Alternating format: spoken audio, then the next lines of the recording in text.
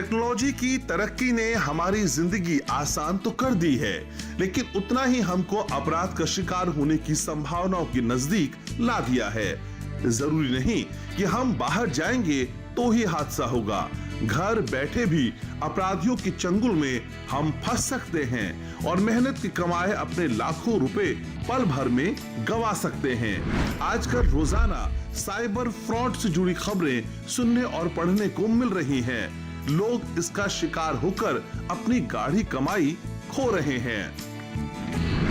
यहाँ सबसे पहले आपको जानना चाहिए कि आखिर साइबर अपराध क्या है।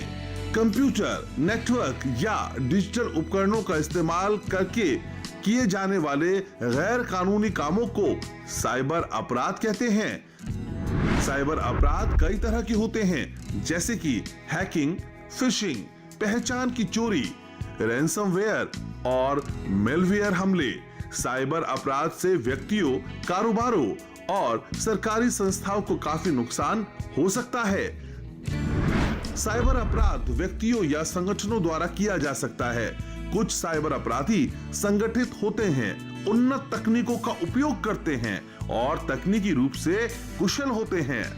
यहाँ आपको ये भी बता दें कि साइबर अपराध में क्या क्या शामिल होता है। साइबर अपराध में ईमेल और इंटरनेट धोखाधड़ी, पहचान धोखाधड़ी, वित्तीय या कार्ड भुगतान डेटा की चोरी, कॉर्पोरेट डेटा की चोरी और बिक्री, साइबर एक्सटॉर्शन, रैंसमवेयर हमले, क्रिप्टो जैकिंग, साइबर जासूसी, कॉपीराइट का उल्लंघन करना, अवैध जुआ, अवैध वस्तुओं को ऑनलाइन बेचना और बाल पोर्नोग्राफी भी इसमें शामिल है।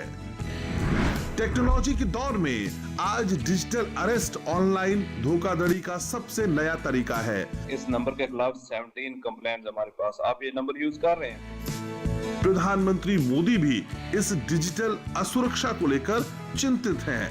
पीएम मोदी ने मन की बात के 115वें एपिसोड के दौरान डिजिटल असुरक्षा का जिक्र करते हुए इससे बचने के तरीकों पर प्रकाश डाला, जो हम सब के लिए जानना बेहद जरूरी है।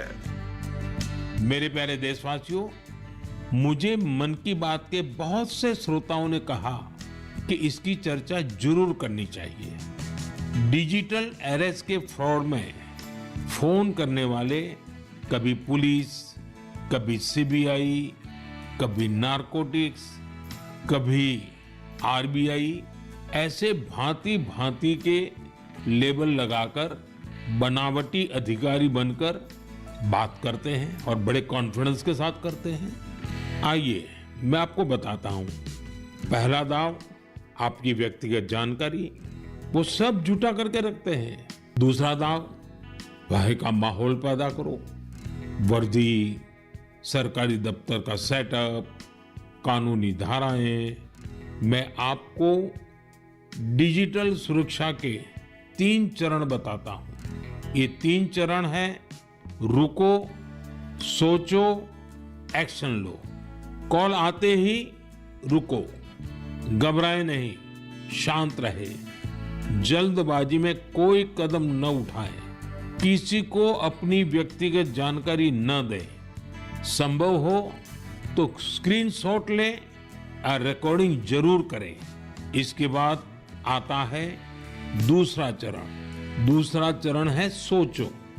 कोई भी सरकारी एजेंसी फोन पर ऐसे धमकी नहीं देती, न ही वीडियो कॉल पर पूछताछ करती है, न ही ऐसे पैसा की मांग करती है।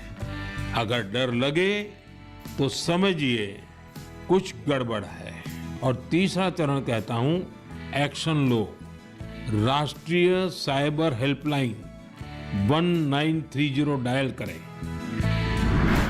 चलिए अब आपको बताते हैं कि आप साइबर अपराध से कैसे बच सकते हैं। आप अपने कंप्यूटर में एंटीवायरस सॉफ्टवेयर इंस्टॉल करें और उसे अपडेट रखें। मजबूत पासवर्ड बनाएं। पासवर्ड में अक्षर, संख्या और प्रतीक का कॉम्बिनेशन होना चाहिए। पासवर्ड मैनेजर की मदद से आप अलग अलग साइटों के लिए एनक्रिप्टेड पासवर्ड असाइन और स्टोर कर सकते हैं। आप किसी भी अनजान लिंक पर क्लिक ना करें। तो ये तमाम एहतियात बरतने के बाद भी अगर आप साइबर अपराध या डिजिटल अरेस्ट का शिकार हो जाते हैं तो फिर आपको करना क्या है?